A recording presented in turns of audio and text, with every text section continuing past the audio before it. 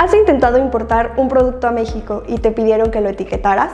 En AdoIcy nos interesa que conozcas la manera correcta de cumplir con la NOM 050 de etiquetado general de productos.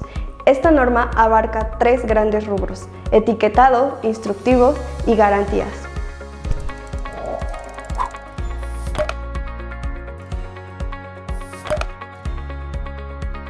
¿Cuál es el objetivo de esta norma?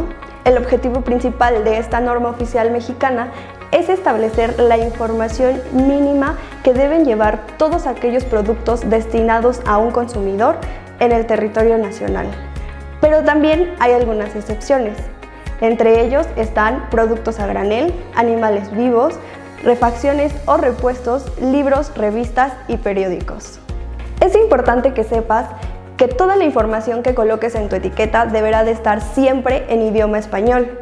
Además, tu etiqueta deberá permanecer intacta hasta el momento en que el consumidor final adquiera tu producto. Y finalmente, debes tomar en cuenta que en la superficie principal del producto es importante que aparezca como mínimo el nombre genérico del producto y cantidades. ¿Cuál es la información mínima necesaria que debe tener tu etiqueta?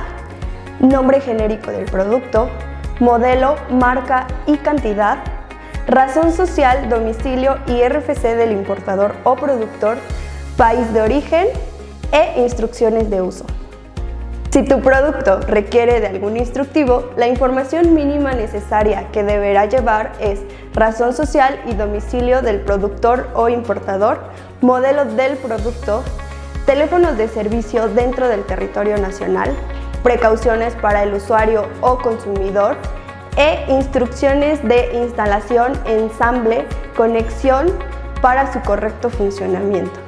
Aquellos productos que tengan una garantía deberán tener como mínimo razón social y domicilio del importador o fabricante, modelo del producto, nombre y domicilio del establecimiento dentro de la República Mexicana en donde podrá hacerse válida esta garantía, establecimiento donde el consumidor podrá adquirir partes y refacciones del producto, duración, cobertura y limitaciones, y finalmente la fecha en que el consumidor adquirió tu producto. Es importante que sepas que para hacer válida la garantía no deberán pedirte otro requisito más que la presentación física del producto, la garantía vigente y el comprobante de venta.